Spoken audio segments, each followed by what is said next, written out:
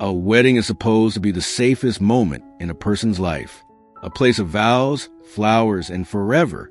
But what if the altar becomes the final place you ever stand? What if the ring slips onto your finger, and seconds later, your life is gone? Tonight, we reopen 9 haunting stories. Black celebrities who tragically died on the very day they were meant to begin forever. Stay with me, because the names you're about to hear will shock you. And if you're ready to uncover them, hit like, subscribe, and let's begin. Zola Taylor, the ring that never stayed. A wedding day is supposed to be the moment life finally exhales. The moment the past is forgiven. The moment the world stops hurting. The moment a woman, after years of storms, steps into peace. For Zola Taylor, it was supposed to be that moment. She had spent her life singing love into existence. As a radiant voice of the Platters, Zola wasn't just a performer, she was an era, a symbol of elegance, of soul, of beauty wrapped in melody. People saw her as timeless, but what they didn't see was how tired her heart had become. April 30th, 2007, Riverside, California. The late afternoon sky hung heavy, darkened with that strange purple shade that feels almost unreal, like the world itself was holding its breath. Zola arrived in a Cadillac, stepping out slowly, her wedding gown trailing behind her like a river of white silk. Inside the chapel, everything glowed, candles flickered, guests smiled, soft music floated through the air like a promise. At the altar stood Lawrence, her groom, hands clenched, eyes full of hope. The kind of hope people carry when they believe love can finally rewrite their ending. Friends whispered prayers. Family members dabbed tears. Everyone thought, she made it. After all those years in the spotlight, after all the loneliness behind applause, Zola Taylor was finally going to have her peace. The pastor's voice echoed gently, and then came that sacred second. The ring was lifted from its tray. Zola reached out her hand, small, trembling, delicate. The gold touched her skin, and fate struck without mercy. Her breath caught, her eyes widened, not toward her husband, but towards something invisible, something standing just beyond the veil of joy. Death doesn't always arrive with violence. Sometimes it arrives silently from within. Her body collapsed. A sudden, brutal heart attack. Years of congestive heart failure. Years of exhaustion. Years of carrying a life heavier than anyone knew finally demanded its payment. She fell onto the cold stone floor like a swan shot mid-flight. The wedding band slipped from her fingers and clattered across the chapel, a harsh metallic sound, like the final note of a song breaking apart. For a moment, nobody moved. Then chaos erupted. Screams, footsteps, panic. The veil that was meant for her first kiss as a wife was pulled down over her face instead, not as a symbol of purity, but as a shroud. And in that instant, the chapel transformed, not into a beginning, but into an ending. Years later, a painful truth surfaced. Her bandmate Herbreed revealed what the world never wanted to admit. Zola had been dying long before that day. Back in 1964, at the height of their fame, she collapsed backstage, coughing blood, barely conscious. But the manager didn't call a doctor. He didn't stop the show. He shoved cash into Herb's hands and snarled. The audience didn't pay to see a sick woman. They paid to see a goddess. So they forced her back onto the stage, forced her to smile, forced her to sing, while her body was breaking apart. And that was the real tragedy. No assassin needed a weapon. The industry itself was the slow poison. Fame drained her. Applause consumed her. And by the time she stood at the altar, reaching for happiness, there was almost nothing left. Zola Taylor didn't just die at her wedding. She died from a lifetime of being asked to give everything until there was nothing left to give. Her story is not only a heartbreak, it is a warning that sometimes the brightest stars burn out, not because they stop shining, but because the world never lets them rest. Esther Phillips, the bride in the bloodstained gown. Some voices are born to sing joy, but Esther Phillips, Esther was born to sing pain. Her music wasn't just sound, it was survival. Blues soaked into her bones long before she ever stepped onto a stage. She carried heartbreak the way others carry perfume. Invisible, constant, unforgettable. And for most of her life, happiness was always something she watched from a distance, until one day, she believed it was finally hers. August 7th, 1984, Carson, California. The wedding hall looked like something out of a dream. Thousands of roses, white hydrangeas spilling over the altar like clouds, crystal glasses catching the golden light, laughter rising like music itself. Blues legends gathered to celebrate their queen. For once, Esther wasn't the woman singing about love. She was the woman about to live it. Guests toasted. They smiled. They whispered. She finally made it. After years of struggle, after years of demons, Esther Phillips was finally stepping into peace. Her wedding dress was handcrafted lace, pure white, almost glowing, a symbol of a new beginning, a clean page, a life rewritten. But some stories don't let you turn the page. The ceremony was mid-celebration when the air changed. A sound cut through the joy. Not music, not laughter, a scream. Esther's body swayed. Her hand reached for something that wasn't there, and then she collapsed onto the red carpet. At first, no one understood. Then they saw it. A dark stain spreading across her gown. Black blood blooming through white lace, like a dying flower opening in reverse. Panic exploded. People rushed forward. Someone shouted her name, but Esther's eyes were already drifting somewhere far beyond the room. The truth was brutal. End-stage liver failure, kidney collapse, a body that had been fighting for too long, finally surrendering at the very moment it was supposed to be saved. And what made even crueler was that this wasn't sudden. This wasn't fate striking out of nowhere. Esther had been breaking for years. Behind the curtains, while the world clapped, she was unraveling. Her closest companion, Shirley, later revealed what no headlines ever captured. Hospital rooms that smelled of chemicals and despair. Esther barely breathing, while managers still banged on doors demanding tour dates. To them, she wasn't a woman. She was a product, a machine, a voice they could squeeze until it produced nothing but silence. And the darkest truth was how it began. Executives used narcotics like chains. Addiction wasn't an accident. It was control, a leash disguised as medicine. They kept her performing, kept her working, kept her trapped, until her body became a battlefield. Needle marks, spasms, pain so constant it became normal. And yet, on the day of her wedding, Esther still wore white, still walked down that aisle, still tried to believe, because for one moment, she wanted to be free. Hours before the ceremony, Shirley found a letter Esther had hidden away. The handwriting was jagged, trembling, like her soul was shaking through the pen. It read like a farewell. My body is so broken. There is no room left for more pain. Do not mourn me. This dress is not the beginning of my life. It is the only shroud I was allowed to choose. Esther understood. She knew the wedding wasn't an escape. It was a final curtain. And when she fell onto that red carpet, it wasn't because she rejected love. It was because death at that moment felt like the only piece left. The most horrifying part was the symbolism. A white gown meant for forever, becoming the last thing to cover her. A celebration turning into a funeral without warning. Esther Phillips died at the threshold of happiness, not because she didn't deserve joy, but because the world had drained her too completely to hold it. Her story is a reminder that fame has a cost, and sometimes the price is paid, in blood, in silence. On the very day someone finally whispers, "I thought I was safe." Eddie Kendricks, the wedding song cut by gunfire. Eddie Kendricks spent his life singing like heaven was just one note away. That falsetto, soft as prayer, sharp as longing, as the voice of the Temptations, Eddie didn't just perform music. He became it. His sound carried romance, heartbreak, freedom. And after years of chaos in the spotlight, he believed he had finally reached the one place fame could never touch. Peace. October 5th, 1992. Birmingham, Alabama. The night felt strange in the beginning.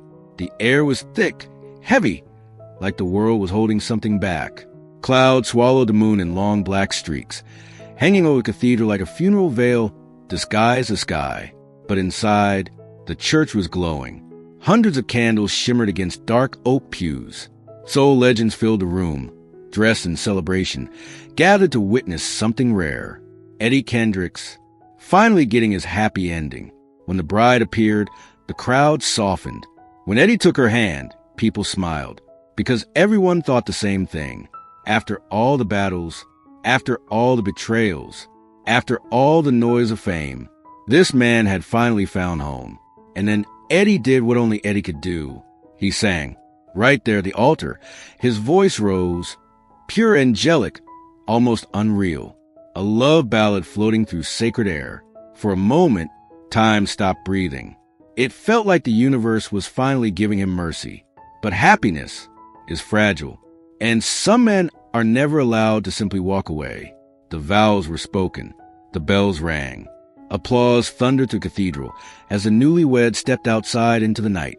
Pink confetti rained down like blessings. Hands reached out. People cheered, and Eddie smiled.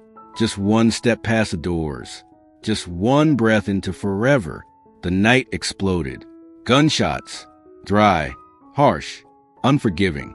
The sound ripped through celebration like glass shattering. Eddie froze.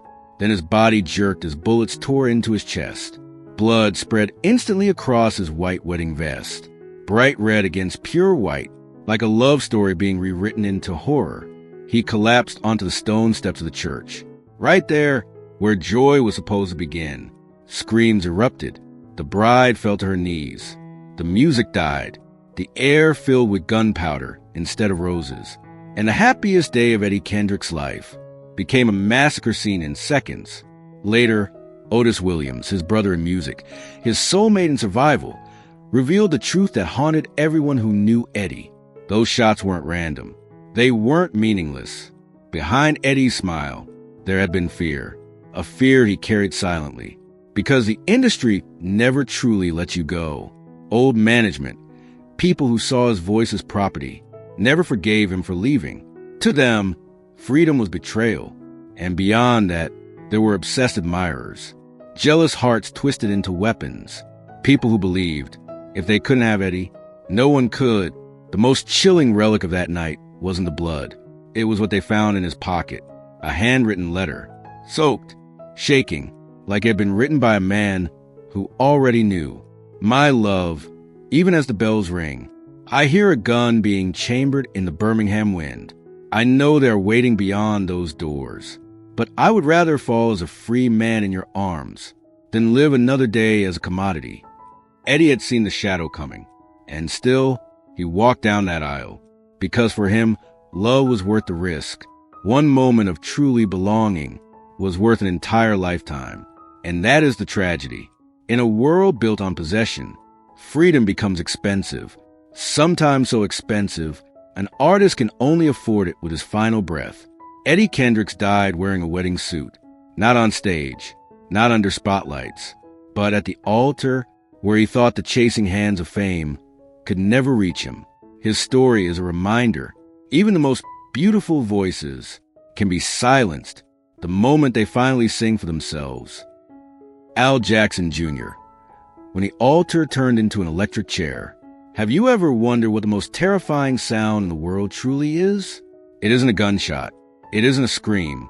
Sometimes it's the sharp, violent screech of electricity, ripping through a room that was supposed to be filled with love. October 1st, 1975, Memphis, Tennessee. The city was burning under a ruthless heat, the air so thick it felt hard to breathe. But behind the doors of the Stax Records banquet hall, everything was glowing. Crystal chandeliers poured amber light across the room. White gardenias covered every corner, their sweet scent hanging like a promise. Laughter echoed, glasses clinked. Soul legends gathered together for a celebration that felt almost sacred, because tonight wasn't just any wedding. Tonight was the wedding of Al Jackson Jr., the man they called the human clock, the drummer whose hands had kept the heartbeat of soul music steady for the world. For years, Al had been the rhythm behind greatness, always giving, always keeping time for everyone else. And now, for the first time, he was supposed to keep time for himself. He stood beside his bride, dressed sharp, smiling like a man who finally believed the storms were over. Guests watched him with admiration.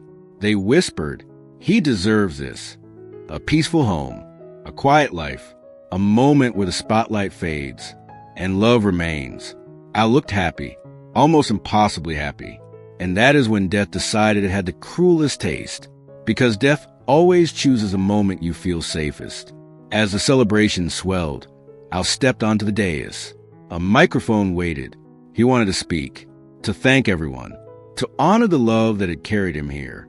He placed his hand on the silver stand, and the world shattered. A sudden jolt, a flash, a horrifying screech. High voltage surging through faulty equipment like a living beast. Electricity tore straight into his body. Al convulsed violently. His muscles locked. His frame stiffened under the invisible force. The room froze. For a second, nobody understood what they were seeing. Then panic erupted. The scent of gardenias was swallowed by something acrid, burning wires, burning flesh. The beautiful hall transformed into a nightmare. Guests screamed. Chairs toppled. The bride reached for him, but there was nothing she could do. Al Jackson Jr. collapsed right there in front of everyone, as if the altar itself had become an execution ground. A wedding turned into an electric chair. Years later, the tragedy grew darker, because accidents don't always happen in isolation. Legendary bassist Duck Dunn revealed something chilling. Just hours before the ceremony, there had been an argument backstage.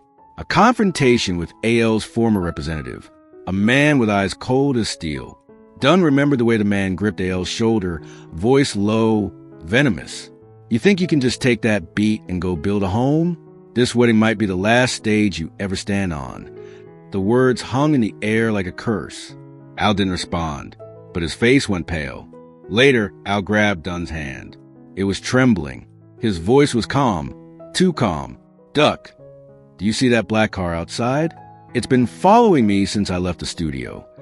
Then he whispered something that sounded like resignation.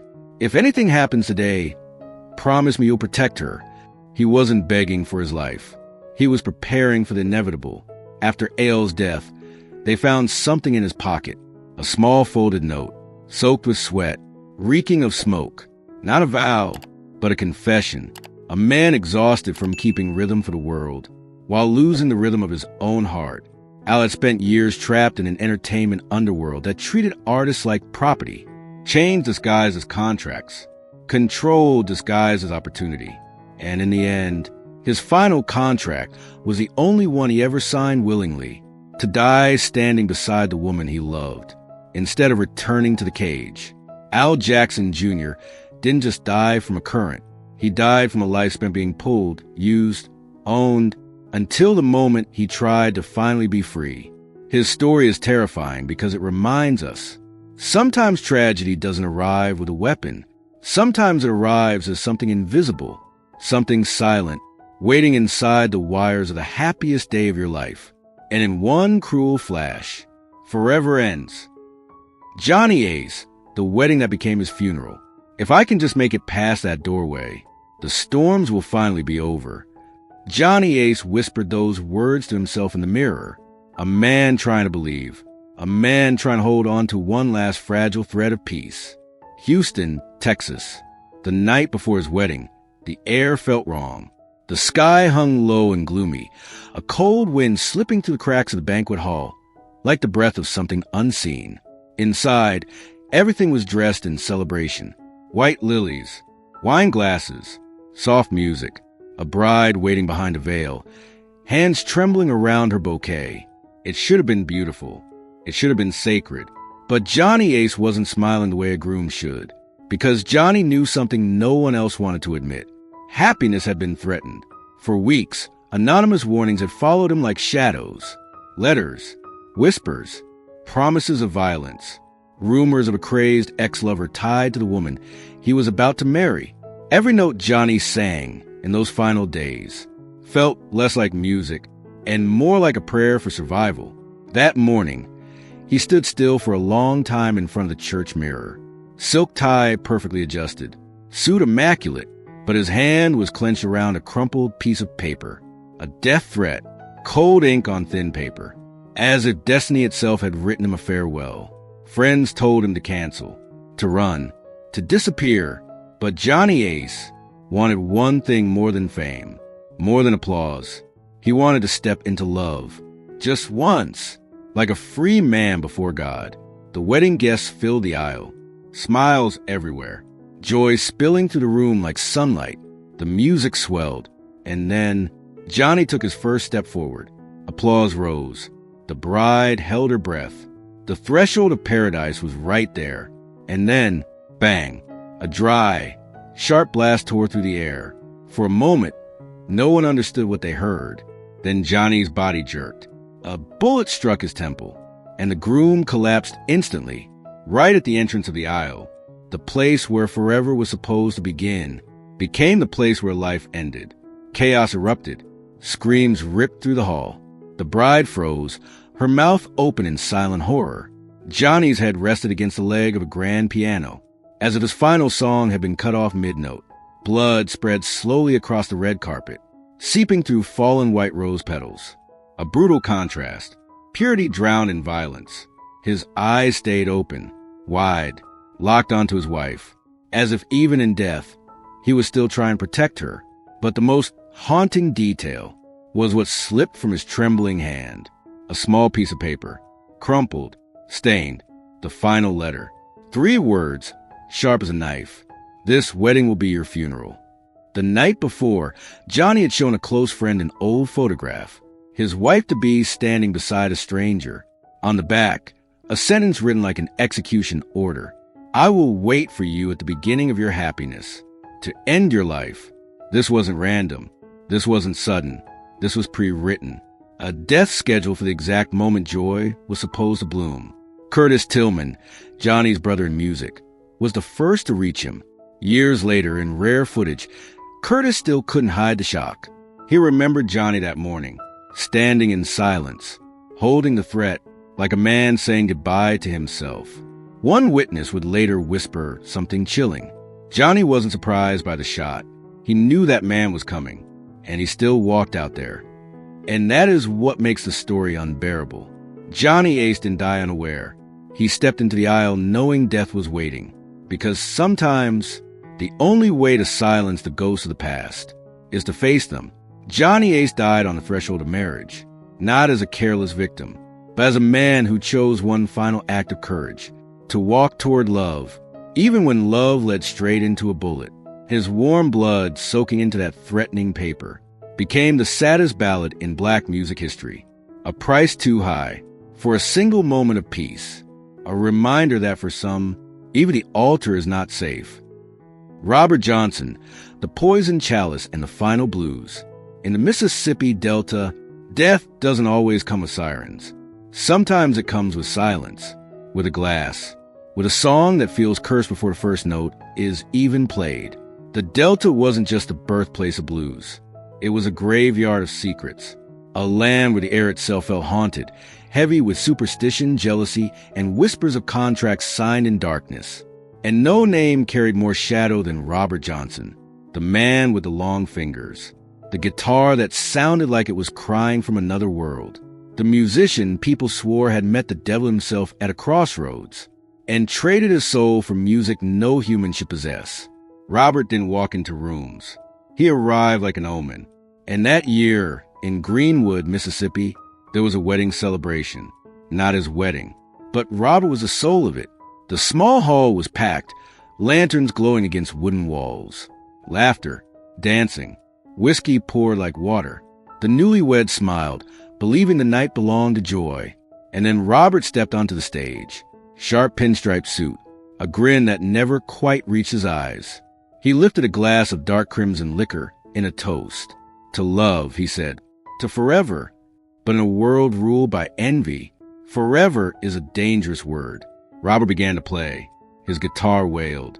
A sound so raw it felt like the floorboards themselves were mourning. The room swayed under the spell of his blues. People cheered. The night rose toward its peak. And then his face changed. A sudden contortion. A flicker of horror, crossing his features like lightning. The glass slipped from his hand, shattered on the wooden floor. The sharp crack cut through the music, like a gunshot. Robert stumbled, then collapsed beside the microphone. His body convulsed violently, agonizing spasms twisting him like an invisible hand had reached inside. The celebration froze. Forks dropped. Chairs scraped back. The air turned thick with terror. Wine spilled across pristine tablecloths. Cold sweat soaked his shirt. The wedding hall transformed in seconds, from a feast into a murder scene. Guests stared, petrified.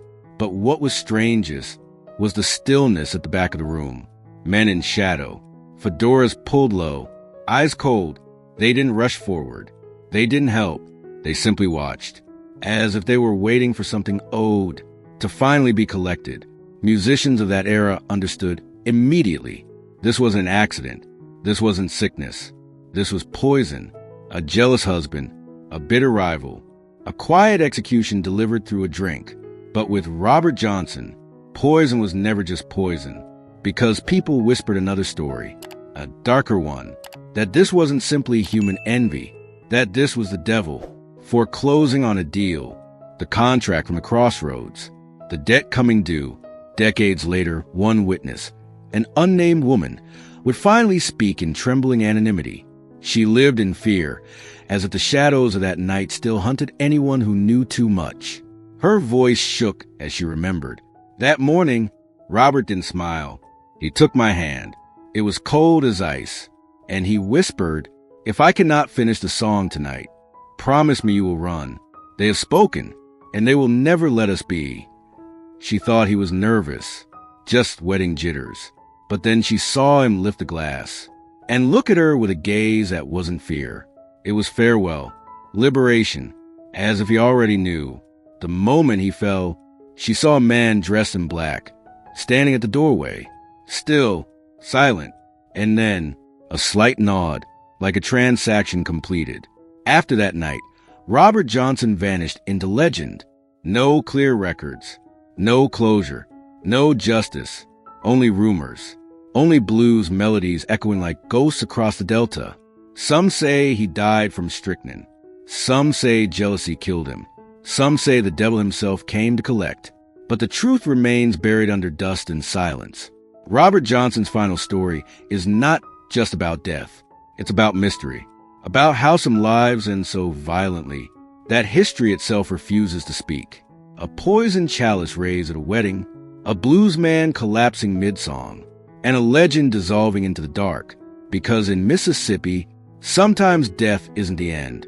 The true end is the silence that follows.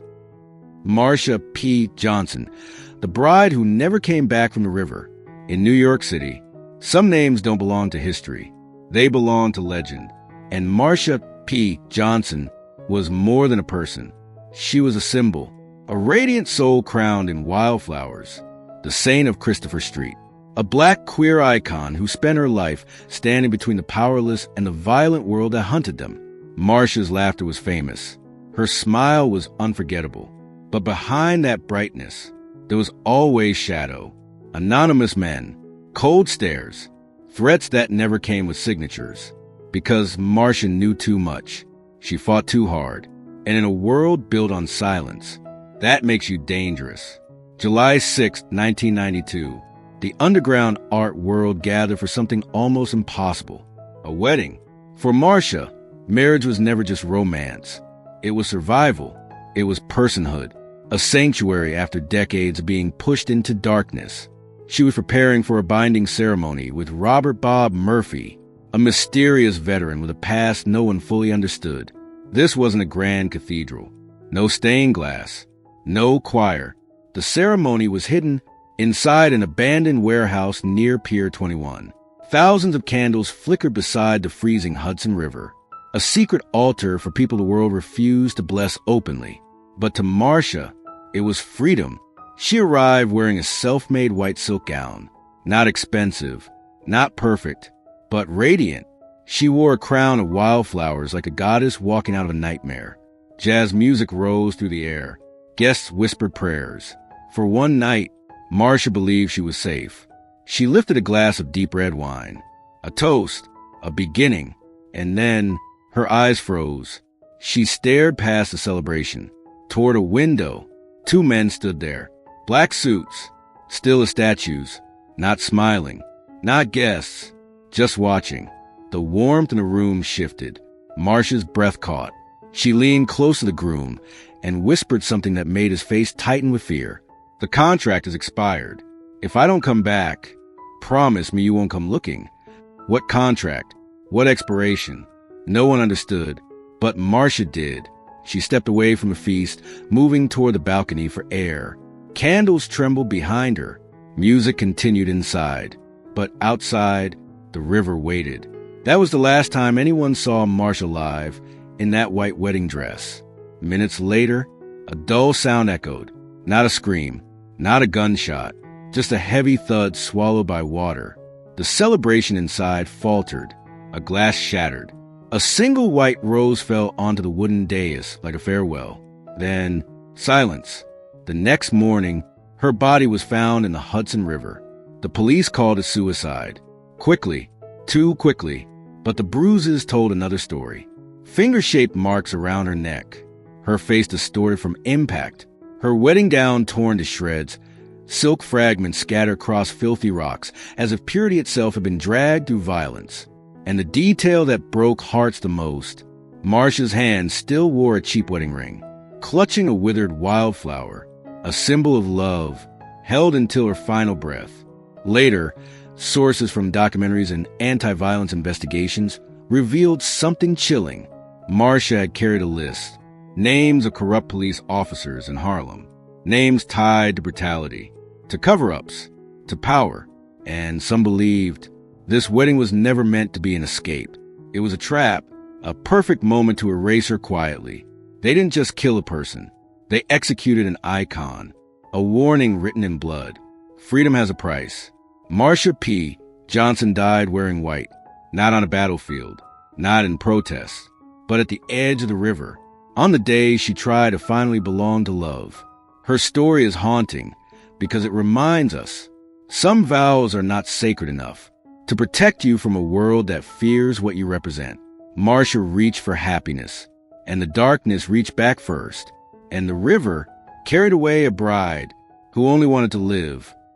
Marva Louis, the veil that became a shroud. There are two words that are supposed to open the gates of new life. I do. Two sacred syllables. A promise. A beginning. But for Marva Louis, those words became the last sound she ever gave to the world. A church filled with light. Fresh flowers lining the pews. A soft glow pouring through stained glass like heaven itself was blessing the moment. The air carried the scent of roses and expectation. Hundreds of guests gathered, smiling, whispering, watching, because Marva Louis was not just any bride. She was a nightclub chanteuse with a voice that could stop time. A woman whose songs had wrapped around lonely hearts like velvet. On stage, she was dazzling, untouchable, but off stage, Marva was tired in a way fame never shows the audience. That day, she wore a white silk gown that flowed like mist, her veil draped over her shoulders, delicate as a dream. She looked breathtaking, like a woman finally stepping into peace. For years, she had sung under harsh lights, long nights, endless demands, always performing, always giving, always smiling through exhaustion. But today, she was supposed to be just Marva, not the star, not the voice, just a woman in love. The groom waited at the altar, his hands trembling, his eyes full of forever. The priest's voice echoed through the sanctuary. And then came the question every bride waits her whole life to answer. Marva lifted her chin. She looked deep into his eyes. A radiant smile bloomed across her lips. And she spoke clearly, softly, beautifully. I do. The room exhaled. Guests smiled. Some wiped tears. It was perfect. And then her smile changed. Something flickered across her face. A distortion. A shadow passing through sunlight. Her knees buckled. Her body swayed like a flower, suddenly cut at the stem. And in front of everyone, Marva Louis collapsed onto the cold stone floor. A devastating stroke. Instant. Unforgiving. The church froze, then erupted. Screams tore through the sanctuary. The groom fell beside her, shouting her name. Relatives rushed forward. Hands reached out desperately, tried to revive her, but there was nothing to bring back. The bride was gone. The most horrifying part wasn't only the suddenness, it was what came next. There was nothing else to cover her, nothing else to shield her body inside the sacred space. So someone reached up and removed the veil, the symbol of purity, the symbol of joy, the symbol of a new life, and they draped it over her face, not for a wedding kiss, but as a makeshift shroud, white fabric fluttering over still skin. A bridal veil transformed into a funeral cloth. Decades later, her sister Dorothy would speak of that day with trembling hands.